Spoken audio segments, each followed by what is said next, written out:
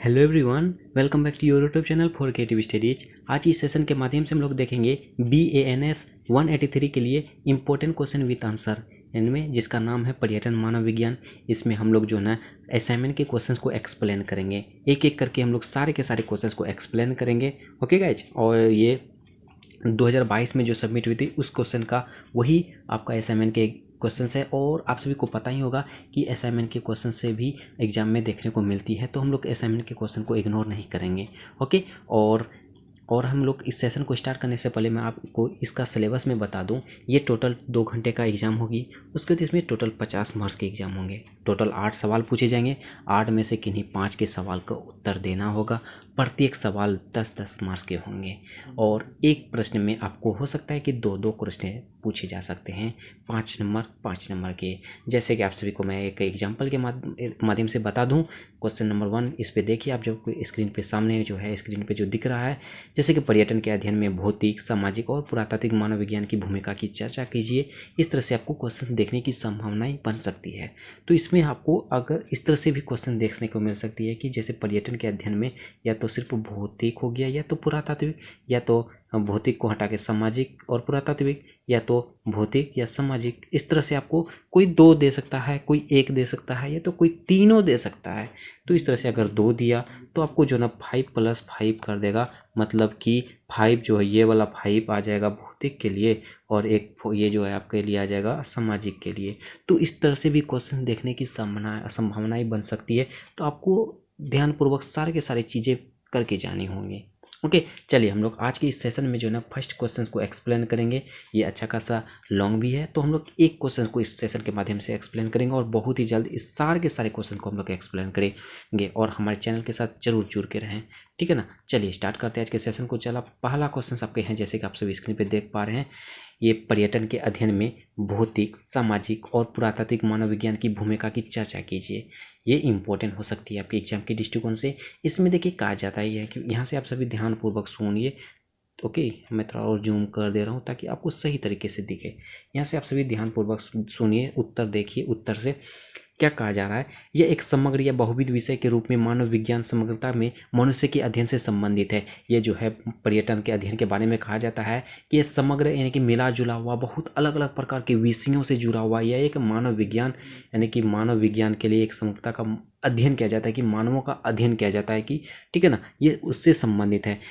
यह मनुष्य को न केवल प्रकृति को एक हिस्से के रूप में बल्कि जैविक एवं सामाजिक विशेषताओं के संदर्भ में भी एक गतिशील प्राणी के रूप में अध्ययन करता है। ये जो है ये केवल मनुष्य के लिए ही नहीं, इसके साथ साथ जो है प्रकृति, नेचर, उसका तो उसके हिस्से में जितने भी चीज़ें आएंगे, जैसे जैविक का हो गया, सामाजिक विशेषताएं होगी, उसकी गतिशीलता को भी ये अध्ययन करता है, पर्यटन के अध्ययन। ठीक है, आपके जैसे मानव की जाति के साथ साथ ये जो प्रकृति हो गया, जैविक हो गया, सामाजिक हो गया, इन सभी चीज़ों का अध्ययन करने का जो कोशिश करती है वो पर्यटन के अध्ययन के अंतर्गत आती है।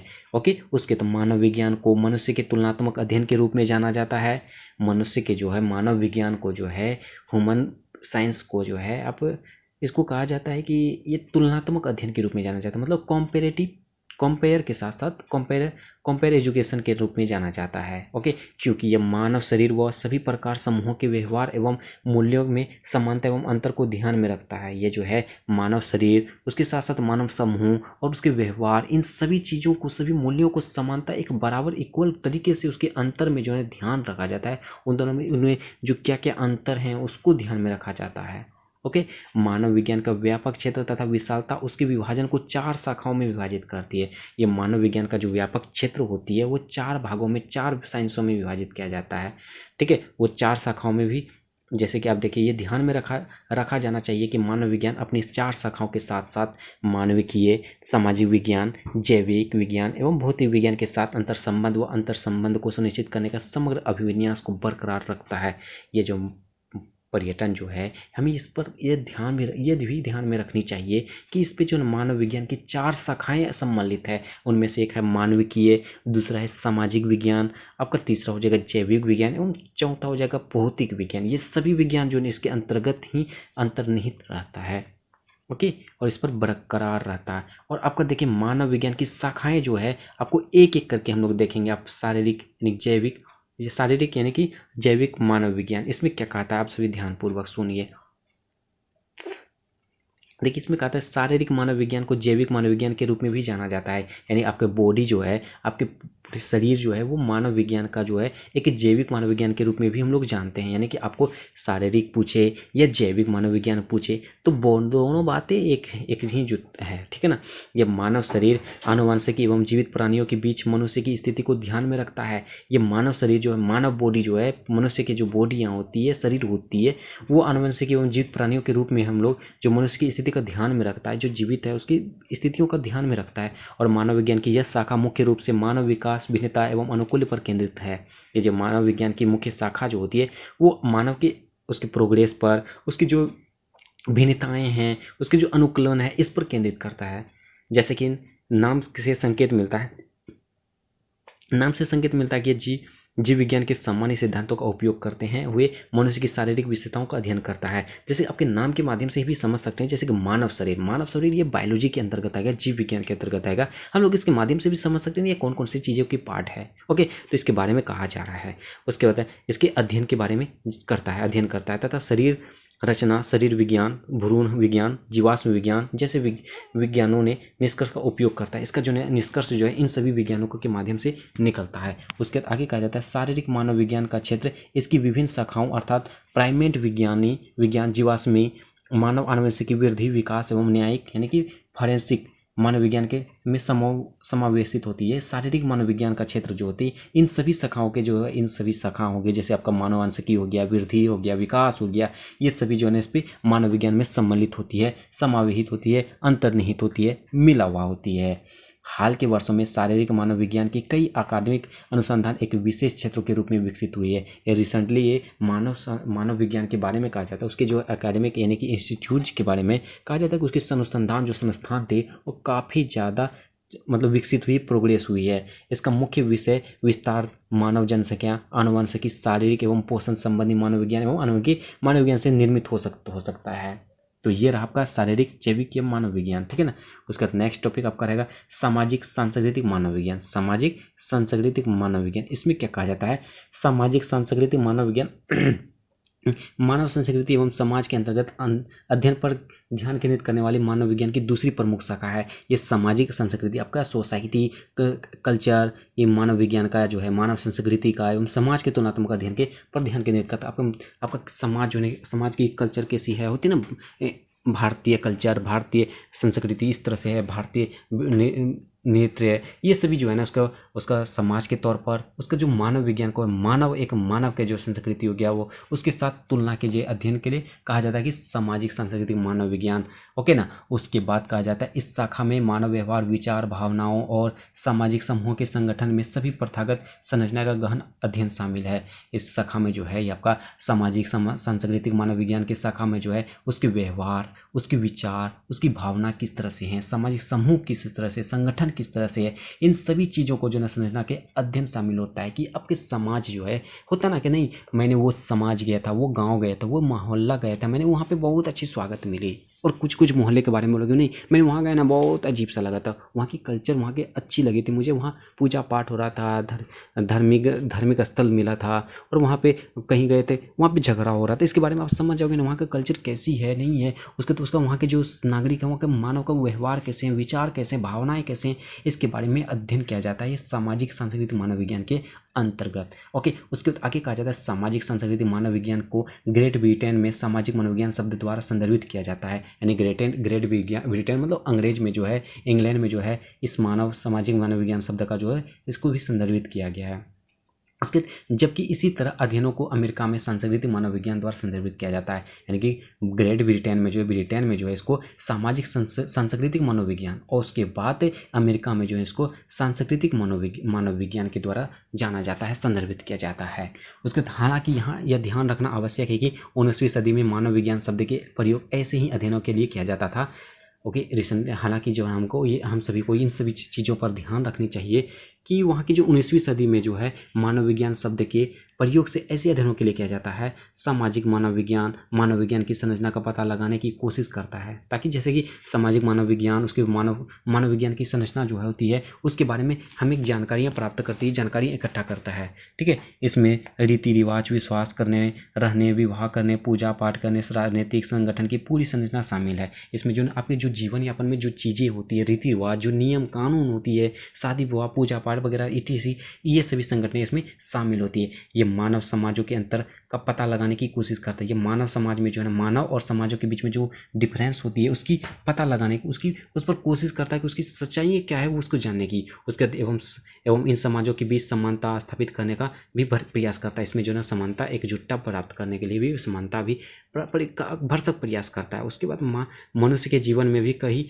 आयाम हैं और एक का विस्तार से अध्ययन करने के प्रयासों के परिणाम स्वरूप सामाजिक मानव विज्ञान की प्राथमिक शाखा की कई उपशाखाओं की उत्पत्ति एवं वृद्धि हुई है, जैसे कि आर्थिक मानव विज्ञान, राजनीतिक मानव विज्ञान, मनोवैज्ञानिक मानव विज्ञान, धर्म का मानव विज्ञान इत्यादि। जैसे कि आपका जो आपके मानव विज्ञान के बारे में अभी जस्ट ऊपर में देखे हुए कि बहुत सारे मानव विज्ञान उपस्थित हैं। इसके साथ साथ जो है इसकी उप मानव विज्ञान, मतलब कि इसकी सहयोगी मानव विज्ञान भी एकत्रित हो गया, जैसे कि आपका राजनीतिक हो गया, सांस्कृतिक हो गया, मनोवैज्ञानिक हो गया। उसके बाद इसकी जो है धर्म का मानव विज्ञान, इस सभी मानव विज्ञान का उत्पत्ति हुई, वृद्धि हुई।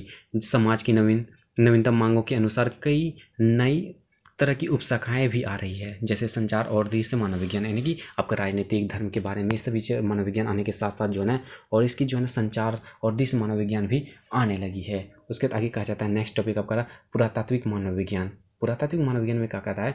पुरातात्विक मानव विज्ञान वह विज्ञान है जो मानव के स्वयं के अतीत के अवशेषों की पुनर्प्राप्ति एवं अध्ययन को करता है। यानी कि पुरातत्व होता क्या? पुरातात्विक मतलब होता है इतिहास में जो उसकी जानकारियाँ प्राप्त करना होती है, उसमें जो निहित होती है उसके माध्यम से हम लोग इतिहास के बारे में जान सकते हैं। उसी तरह मानव विज्ञान है। तो कहा जाता है कि पुरातात्विक मानव विज्ञान वो है जिसके माध्यम से हम लोग अतीत में जो अवशेष मिले थे उसके बारे में हम लोग प्राप्ति करते हैं, उसके बारे में अध्ययन करते हैं, उसके बारे में जानकारियाँ इकट्ठा करते हैं।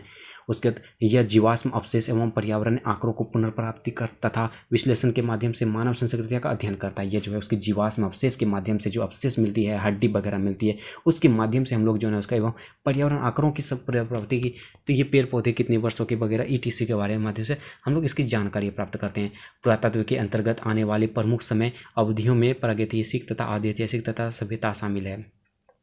पुरातत्वविदों द्वारा खोजे गए भौतिक उत्पादों में उपकरण, मिट्टी के बर्तन, चूल्हा तथा बारे शामिल हैं। ओके, ये सभी चीज़ें शामिल है तथा अतीत में संसाधित वार्ताओं के साक्ष्यों को प्रदर्शित करता है। साथ ही साथ मानव, पौधे और पशु के 2.5 मिलियन वर्ष जीवाश्मी अवशेष के अध्ययन शामिल है। यानी कि इसमें कहा जाता है कि मानव जीवन के बारे में, इतिहास, उसके बारे में, इतिहासों के बारे में जाना जाता है कि क्या क्या चीज़ें थी, मिट्टी के बर्तन थे, चूल्हा थे, बड़े शामिल, ये सभी चीज़ें, उपकरण जो है वहाँ पे उस समय शामिल थे। उसके बाद कहा जाता है यहाँ पे मानव के पेड़ पौधे, पशु लगभग 2.5 मिलियन वर्ष, मतलब 25 साल पहले की तक के बारे में कहा जाता है। इसके मतलब जीवाश्म अवशेष का अध्ययन इसमें शामिल होती है। ठीक है ना।